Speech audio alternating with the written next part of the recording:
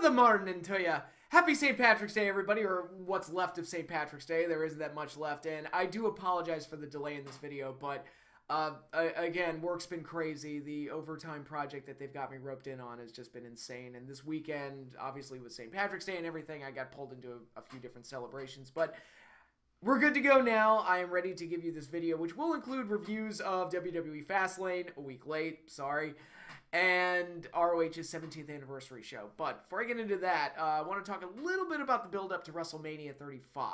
I have been watching Raw and SmackDown week to week, which has not been my habit for almost a year now. I remember Backlash was the show that got me to quit full-time, but, you know, it is WrestleMania season. I want to at least be aware of what's going on and try to follow all of the stories. And while this isn't the worst road to WrestleMania ever by any stretch of the imagination, there is one aspect that I'm noticing a lot more of that's starting to irritate me, and it's this whole, like, I guess you could call it worked shooting, and, you know, trying to say, oh, this part's not real, but this is, you know, the real shit.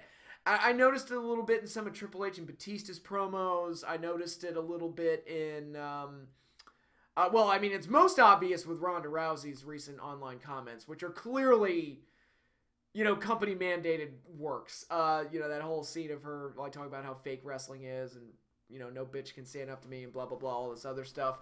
That's all clearly mandated by the WWE. There's no way on earth she'd get away with that. So that's clearly the work of somebody. I don't know. But this wasn't Ronda Rousey going off the hip and stating things. And personally, you know, I never liked that whole, like, worked shoot idea.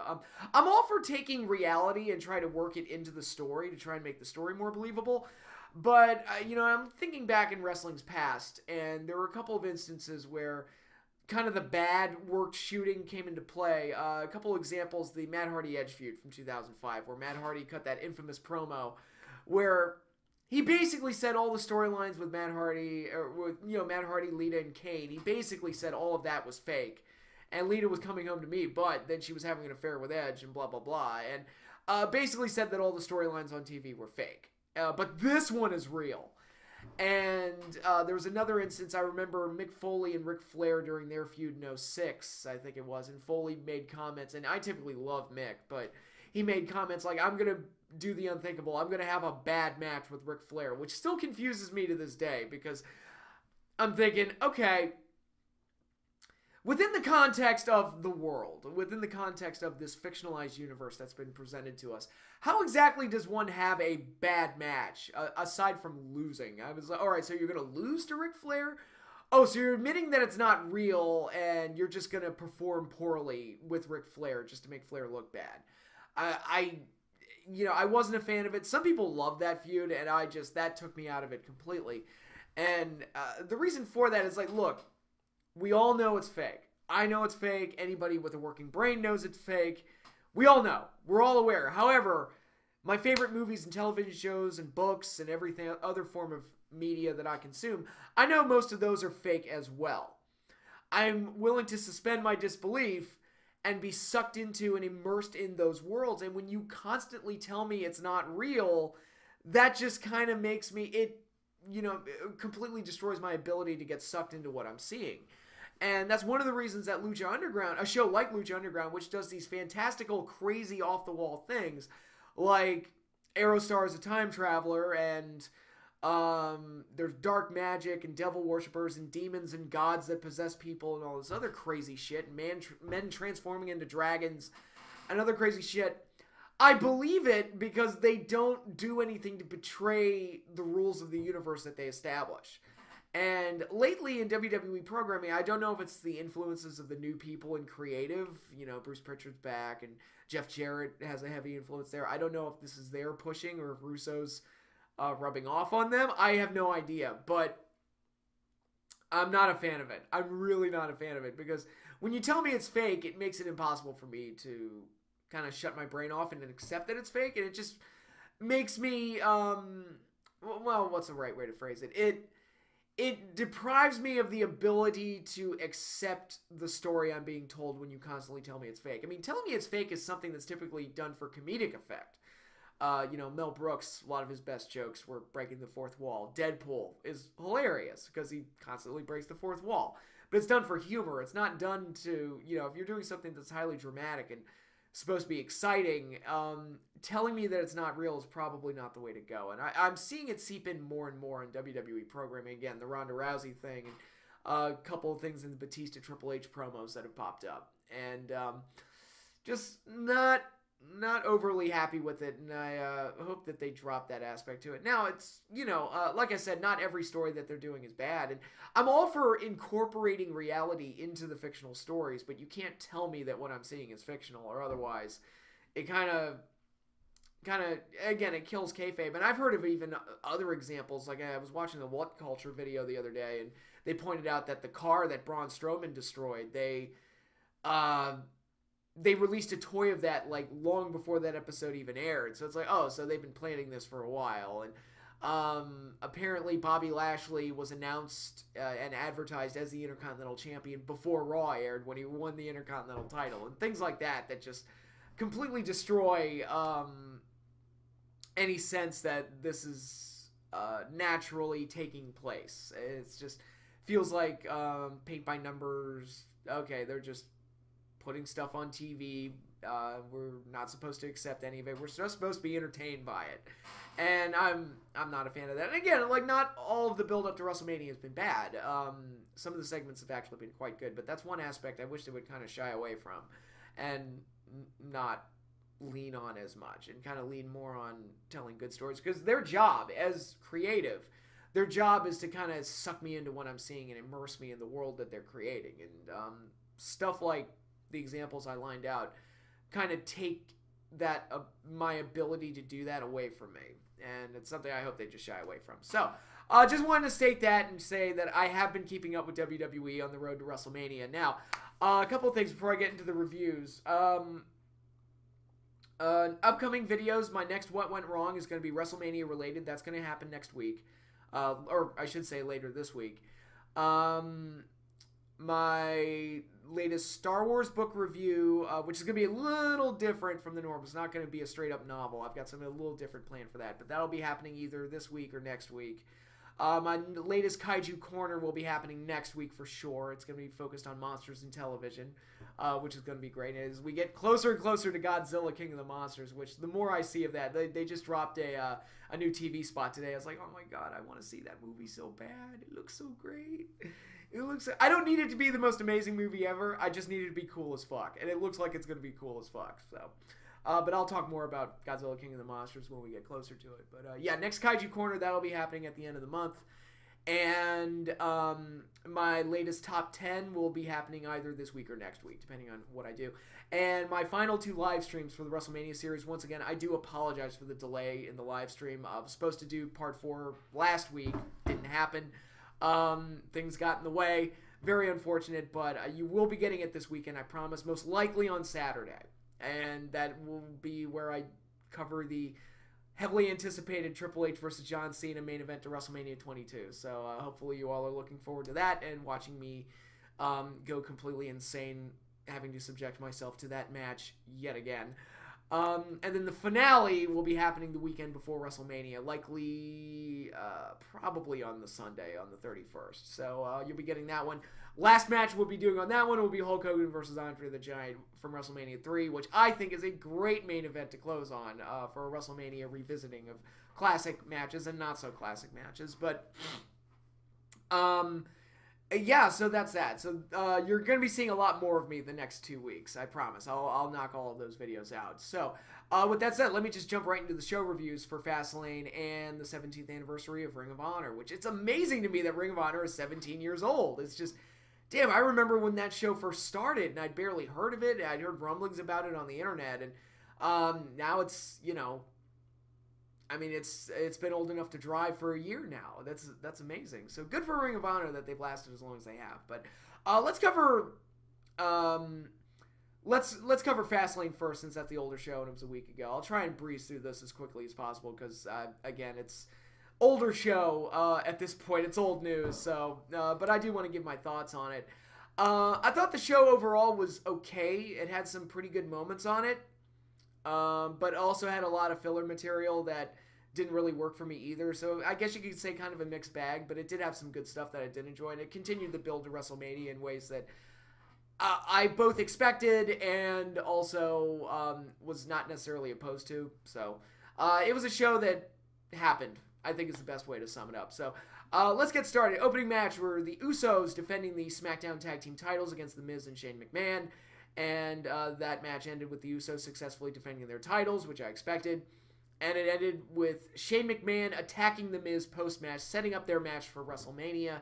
I'm happy for The Miz that he's getting a big WrestleMania match because I feel like he kind of deserves it. And it's nice to see like one of the guys that's full-time get like a big kind of spot because yeah, it's just weird to me that Shane McMahon's match is considered like a set WrestleMania spot every year now. That's just bizarre to me. That it's like, all right, we have to have a plan for Shane McMahon at WrestleMania, and makes you wonder why they have such a hard time creating new stars. But anyway, it's kind of an odd setup because Miz has this weird dichotomy to him where when he's a heel, he seems naturally suited to be a heel. But then he goes off on these rants, like when he made fun of John Cena on Total Bellas and made fun of his whole relationship with Nikki. And his rant on Talking Smack where he cut that promo on Daniel Bryan. He has this weird aspect to him where it's like, yeah, he's a heel, but I kind of agree with him. So it's like, it's hard to accept him as a heel when I agree with him. And then whenever he's a face, he's kind of lame. So it's hard to root for him as a face. So I don't know. If they could just get to a point where he's a full-on dickhead heel, he would probably work better that way. Or if he's going to be a face, just let him be the same as he is as a heel, just have him do it to heels. But in this recent face run, he's just kind of like, Shane and I are buddies, and I'm his best buddy. And I'm like, yeah, that's lame. It was actually came across as, like, insincere. It was like, all right, so Miz is going to turn heel. But no, now it's Shane that turned heel, so I guess we'll see how Miz does with this build-up. But I guess I didn't necessarily have a problem with it. It is McMahon heel turn number 890,000 or something.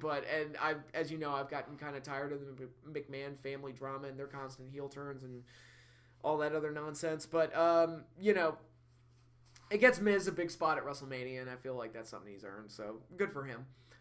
Next up, we had the singles match for the SmackDown Women's title. Asuka defending against Mandy Rose with Sonya Deville in Mandy's corner. This match was awful. This was bad. Just very clunky and awkward. Yeah, I don't know. This one just didn't work for me. A lot of Sonya's outside interference seemed to hinder more than it helped. It just came across very awkwardly, and it was just a bad match. But Asuka successfully retained. I have no idea what she's going to be doing at WrestleMania, but I guess we'll just have to wait and see. Next up was a match that Vince McMahon set up on the pre-show. He had told Kofi that he was going to make the WWE title match on this pay-per-view a triple threat match, and then sent Kofi out for his match. Turns out that Kofi was actually being put in a handicap match against The Bar, so The Bar pretty much destroyed Kofi Kingston. Now, I appreciate the booking of this and trying to get sympathy on Kofi. Actually, if I think back on Mick Foley's career, one of the matches I think is one of the most important matches of Mick Foley's career was the match at SummerSlam 98 where he had to defend the tag titles against the New Age Outlaws in a 2-on-1 situation.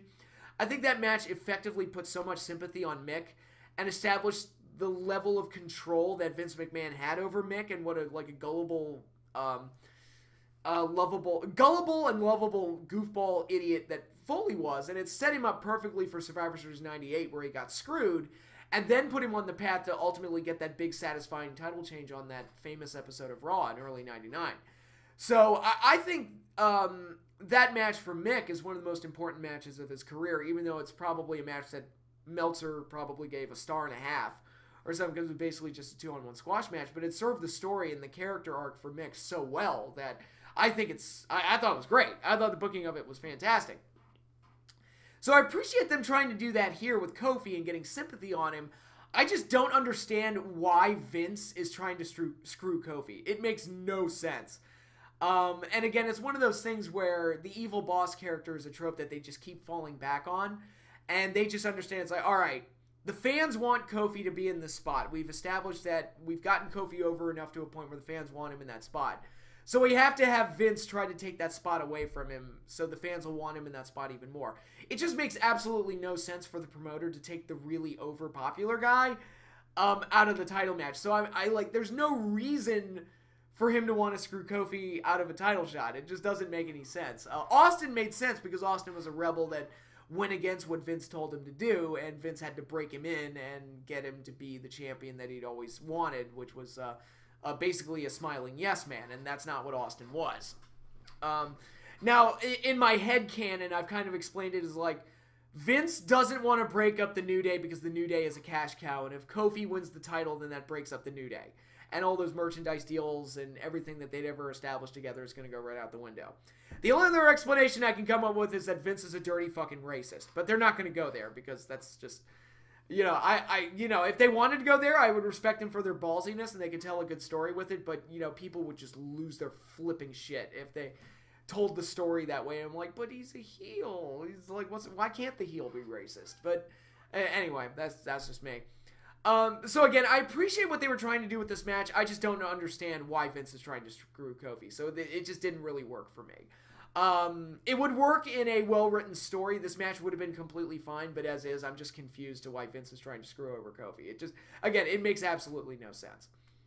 All right, so from there we got the triple threat match for the Raw Tag Team titles. The Revival successfully defended against Aleister Black and Ricochet and Bobby Roode and Chad Gable. I thought the match was solid. There was some solid action in it. It's a basic, you know, multi-man match, but I thought it was solid action for what it was. I appreciate that they've gotten rid of the automatic rematch clause rule, so that Roode and Gable couldn't automatically get a rematch. The problem is that they weren't building them up on TV to earn a title shot up to this point. How did Roode and Gable get their title shot? Apparently, they just caused a DQ in a match on Raw and just attacked the other two teams, and apparently that's enough to get them a title shot. So it's like, all right, you took one step forward by getting rid of the automatic rematch clause. Now it's like you got to actually get back to building up contenders again. And how did they build up Black and Ricochet? They beat the champions in a bunch of non-title matches. I'm like, can't you have like a ranking system where they move up the ranking? I don't know.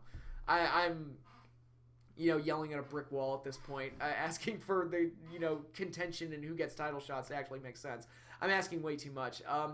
Now this match and the women's tag match both had what I call the dog pile spot, and this match actually kind of fucked it up where somebody was giving somebody a Hurricane Rana to the outside, the dog pile on top of everybody, but they kind of fucked it up and the guy almost came down on his head. But I see it in so many of these matches as like, guys, first of all, the dog pile spot, which is basically, for those of you who don't know what I'm talking about, the dog pile spot is basically that spot you see in a lot of multi-man matches where one guy dives on top of another guy, then another guy dives on top of those two, and then another guy dives on top of those three, and it just keeps going and going until everybody's dived on everybody. The problem is in tag matches, it really makes no sense because you're supposed to have a partner and you're diving on top of your partner. It's like, why are you hurting your partner? It's stupid. And I mean, I guess in Money in the Bank matches where it's every man for himself, it kind of works, but at least it doesn't have that aspect to it that makes me hate it. But it has so little impact on the story that it just feels like an excuse to do spots to pop the crowd. But it means nothing and never has any kind of outcome on the match, the story of the match, or anything else. It's like they take a break just to do spots. And those spots are hard to do and very dangerous if things go wrong. So I feel bad that the guys are being booked to do these really dangerous spots that mean absolutely nothing. They're just there to get that Pavlovian dog response out of the crowd. And I fucking hate them, and I wish they would stop. And this is not a WWE problem. This is a across-the-board wrestling problem where I just wish they'd just knock it off with the dog pile spot. And for those of you wondering where I got the name dog pile spot, it comes from that old Looney Tunes bit, you know, dog pile on the rabbit, dog pile on the rabbit. That's where I got it from. But yeah, stop doing the dog pile spot. I fucking hate it. But anyway, the match was enjoyable enough for what it was. I guess it's nice to see the Revival get a win after losing on TV so much. But yeah, they're the champions. They lose on TV. That's another problem that Daniel Bryan has, where I feel like Daniel Bryan loses almost all the friggin' time on TV. But he wins on the pay-per-view, and that's supposed to count for something, I guess. Next up, we had the Fatal 4-Way for the U.S. title, which is the exact same match they had on the previous episode of SmackDown. Samoa Joe won, like he won the title on SmackDown previously. Virtually the same as the match they had on SmackDown, so not a whole lot to say there. Then we had the Women's Tag Team Championship match, the Boston Hug Connection. God, I hate that name. Defending against Nia Jax and Tamina. This match was awful, very clunky, very awkward. Also had the dog pile spot, which I talked about earlier. Nia Jax and Tamina beat up the champions post-match. I imagine that at WrestleMania there's going to be some kind of like a multi-team match, either on the pre-show or on the main card, where Bayley and Sasha are defending against like 3 or 4 other teams, because this is a cross-branded title where they're going to be defending on Raw, SmackDown, and NXT. So they'll probably use that to get Io Shirai and Kairi Sane, the Sky Pirates, on WrestleMania's card. So that's my guess anyway. But yeah, this match was awful. it was really bad. I don't know, like Nia Jax and Tamina. I mean, Bayley and Sasha tried. God bless them, they tried. But this match just didn't click, and you know, it is what it is. And this next match was odd. It was Daniel Bryan successfully defending the WWE Championship in a triple threat match against Kevin Owens and Mustafa Ali. Now, I did mention earlier in the show, Vince made the match a triple threat and made it seem like Kofi was going to be put into that third spot, but it ended up going to Mustafa Ali, and poor Kofi got put into the handicap match. It kind of put Mustafa Ali in this weird position where he was kind of the, you know, the messenger that the fans were going to shoot when they got the bad news, even though, like, both character-wise and within, like, the creative process of putting the show on, it's like Mustafa's completely innocent in this. He's just a guy that got put out there. So it kind of felt like the work in the match was fine from all 3 guys, but really everybody wanted Kofi in there. So it kind of had this weird feel to it where it's almost like, I don't want to say they tanked the match on purpose, just to kind of further build anticipation for Kofi, but it just felt like, this felt like a roadblock to get Kofi, you know, into the WrestleMania title match. He's actually going to have a hard time next week on SmackDown being put into that sick gauntlet match that Vince put him in. Again, I don't know why Vince is trying to screw him over, but anyway, it should make for a good SmackDown main event if nothing else. And, yeah, this match was just weird to me. This had a very weird feel to it. Again, you know, like the effort was there, the work was there, but it's just not, the level of investment from the crowd was elsewhere. It was on Kofi, which is where they wanted it to be. It just made this match feel very weird in the process. So it's, you know, not a bad match by any means. It was just one that had a very weird feel to it. And next up was Becky Lynch versus Charlotte Flair. And if Becky won, she would be added to the WrestleMania main event, the Raw Women's title match with Ronda Rousey. Becky won this match by DQ when Ronda Rousey caused the DQ on purpose, setting up Becky to be put into the match, and now Ronda has free reigns to beat up both Charlotte and Becky at WrestleMania, which is what she wanted. This was weird. Again, we got the ending we knew we were going to get, which was Becky winning, but the way they did it, it just looked, it felt very unsatisfying. Yeah, it just felt very unsatisfying. It's like, all right, we want Becky to win, but you put her in a position where she basically lost, or was going to lose, and then Ronda just basically gave her the win. And I get they didn't want to have Becky beat Charlotte before WrestleMania, but that begs the question, why book the match in the first place? Also, it's very weird that you have 2 angles going on with the Authority trying to screw the popular babyface out of a WrestleMania title shot. It's very weird to me. It's like, wow, you basically have between Kofi Kingston and Becky Lynch, you basically have the same angle running. Although Becky's makes a little bit more sense because she's more of a rebel that's like ruining things that they're establishing, and had basically got herself removed from the WrestleMania match because she was too much of a rebel, basically. So that one at least makes a little bit more sense than the Kofi one, but I don't know. This all came off very oddly, but we did get Becky in the main event, which is what people wanted. So hopefully things are set up well so that the 3 women can deliver come WrestleMania time. Personally, I would have preferred Becky versus Ronda one-on-one, but I think Becky was kind of the outlier. I think they were planning on Charlotte versus Ronda like months ago, like months and months and months ago, like as far back as like SummerSlam. And Becky unexpectedly got like massively over, so it's good that they're rewarding her, but I would prefer it if it was Becky and Ronda one-on-one, but that's just me. So yeah, that match was very odd, but you got the ending you wanted. You got the outcome you wanted. Maybe not in the way you expected or in the most satisfying way, but we all got the outcome that we wanted. And that leaves us with the main event, The Shield teaming up for the last time, taking on Baron Corbin, Bobby Lashley, and Drew McIntyre in a 6-man tag. I thought this was great. I thought it was just a very exciting, well put together main event, and as a last hurrah for The Shield, I thought it was really well done with them, brawling all over the place and doing all sorts of other crazy stuff. Although it did get to a point where it's like, how's no one been counted out yet? What's going on here? But I thought, again, as a last hurrah for The Shield, I thought it came off very, very well, and I thought it was a very good match. Very good, easily the best match on the show, I thought. Great stuff. So if you're a big Shield fan like I am and you wanted to see their one last match together before Dean Ambrose leaves the company, again, we'll see post-WrestleMania if that actually happens. But I thought that this came off effectively well, and I thought it was a pretty solid main event, and I was happy with it. So good on them for that. So yeah, that's Fastlane. Again, some odd booking things on the show. Oh, they also had Elias perform multiple times throughout the night, which I didn't like and or get. And it ended with Randy Orton randomly attacking him and then AJ Styles randomly attacking him. They're doing the storyline with the Orton being the WWE guy and AJ being the indie guy. It's like we don't take kindly to them indie guys here, and I accomplished more than he did because I started in the WWE and all this other stuff. And AJ's all like, the indies are the backbone of wrestling. Look around the locker room. I mean, yeah, look around the WWE locker room right now. AJ, Joe, Eric Young, Bobby Roode, Finn Balor, basically most of the NXT guys. It's, filled with former indie guys, but, Fastlane had some very weird things on it, maybe padded the pay-per-view out a little bit much, but there were some enjoyable things on there too, and the main event was very good. So at least the main event left me feeling a little bit more positively about it than I probably would have otherwise. Which I'll get into that when I talk about the Ring of Honor pay-per-view, but it was a, not a terrible show by any means. Like I said, the main event was the best part of it. So moving on, let's get to Ring of Honor's 17th anniversary, which again, it's amazing that they have a 17th anniversary. I cannot believe that the promotion's been around this long, but, the show had some stuff that I really liked, had some stuff that I thought was a little awkward.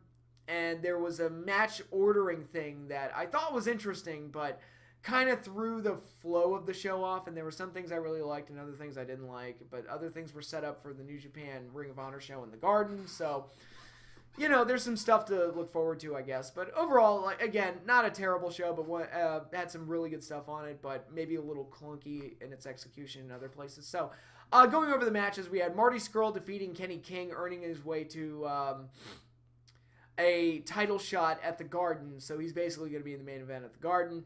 Marty Scurll got the win, which was good. I thought the match was okay. Kenny is a guy that is either hit or miss with me. Sometimes he's really on, and sometimes he's really off. And this was a match where it's like, it kind of the awkward Kenny was there, but I thought the match was okay, and Scurll got the win, which I was happy with. So it's all right. Probably an odd choice for an opener. I probably would have opened with either the TV title or Rush versus Bandito, but we'll get to Rush versus Bandito. But anyway, next up we had the TV title match, Jeff Cobb successfully defending against Shane Taylor. I thought this match was great. I really liked this. Just two Hosses just knocking the crap out of each other. This was fun. This was a lot of fun, and I was really happy with it. And Jeff Cobb, he's basically become their new Samoa Joe, in a way, where he's just that dominant big guy that can just throw anybody around and seemingly have great matches with just about anybody. So, yeah, Cobb's great. I'm really loving his run as TV champ. I think he's doing a really good job. And he's going to be facing Will Ospreay at the Garden, which that's a match I want to see for the never open weight title. I'm like, oh boy, let's see how that goes, because that's going to be crazy as hell. So, yeah, the TV title match I thought was one of the best matches on the show. Maybe even... well, not match of the night, but it almost match of the night for sure. I thought it was great.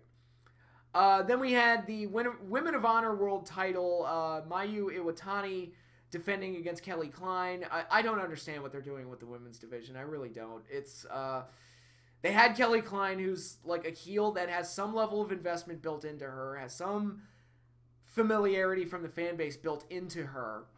And they finally have her win the title, which some would probably argue way too late, but she finally wins the title.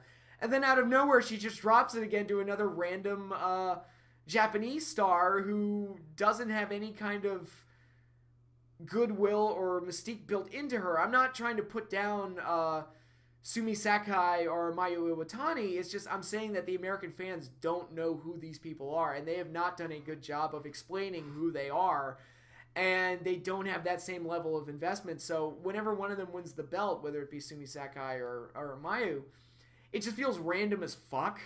And it's like, I don't know if this is to keep the partnership with Stardom going or what, but it just makes it, I don't know, it just makes it feel like the women's division just can't get any momentum going because they keep putting the belt on these people that nobody's really invested in. And it almost feels like they're trying to make their own version of Asuka, but Asuka was presented very, very well in NXT, and Sumi Sakai and Mayu Iwatani are basically interchangeable. The way they've been presented in Ring of Honor, they're basically interchangeable. Hey, it's that Japanese star you've never heard of, but trust us, she's good. And that's basically all the thought that goes into her, whereas Kelly Klein actually has some kind of a backstory and some kind of a gimmick with the company, and they just don't want to run with her as champion for some reason, but hey, I guess that's their choice. Match was okay. Not great. It was okay. I like the little touch where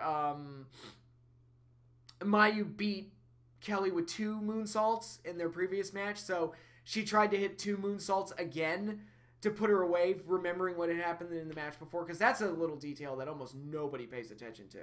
Like Undertaker and Kane, where it's like, okay, it took 3 tombstones to beat Kane, but every other Undertaker-Kane match, they kind of ignored that. And it's like, but what happened? Whatever, consistency. Fuck it. I'm the only one that apparently wants consistency. Anyway, I thought the match was okay. I just, Mayu Iwatani retained, which I disagreed with. I was like, all right, I guess we have another overly long, pointless Women of Honor title reign to look forward to, much like Sumi Sakai. But hey, whatever. Then we had, this was actually really well done. So we're going to get the tag match between the Lifeblood members and the members of the Kingdom, but in the video package for that match, they showed Jay Lethal destroying Matt Taven's personalized Ring of Honor World title belt, which forced Matt Taven to storm down to the ring, get angry, and demand that his world title match with Jay Lethal begin now. I was like, oh, so we're doing the world title match in the middle of the show. Okay. Didn't expect that. And so it was like, all right, kind of keeping us on our toes a little bit. I like that. And Lethal and Taven ended up going to a time limit draw, going the full hour. And I'll be honest, I really enjoyed the match. I thought it was really good. And most of the reviews I'm seeing are kind of ho-hum towards it, but I thought it was terrific. I thought both guys did a really good job in there. And they worked in some interference from the Kingdom and Lifeblood. They actually set up a table. Also, Jonathan Grisham got involved as well. And they actually set up a table, and then Taven and Lethal continued their match. And then later on, Taven put Lethal through the table. I completely forgot that the table was out there. So I thought that was really good. And it was great to see Taven put on a performance like this, because I think character-wise, he's improved leaps and bounds, but he hasn't had that really standout in-ring performance, and I think this match kind of gave that to him. Maybe he got a little too finisher-festy towards the end, where he kicked out of 2 lethal injections, and Lethal kicked out of a bunch of stuff, and it was like, you know.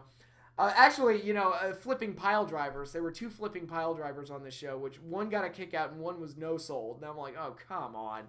But anyway, so there was a little bit of that issue in this match. But for an hour-long match, I thought they held my attention the entire time, and I thought it was a pretty exciting marathon match. The time limit draw was bound to disappoint people, but I think it's obviously going to be a triple threat with Marty Scurll thrown in at the Garden, and hopefully they're able to have a really strong match that kind of follows up on this. But it keeps Taven in the picture, and it allows them to put Marty Scurll in there as well. So I guess I'm okay with that, but I thought the match itself was very good. Nowhere near like the best hour-long match I've ever seen, but I thought it was a really strong match and the best part of the show for sure.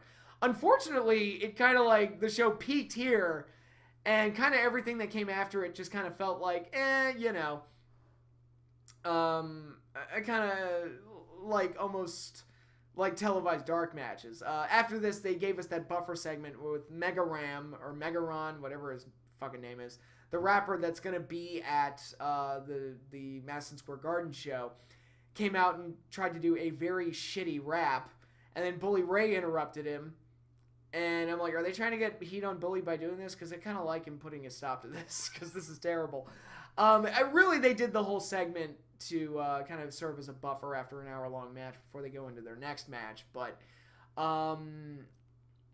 this whole thing was just confusing to me. And then Bully issued an open challenge to somebody to appear at the Garden and challenge him. And then he dropped the name Punk, which is...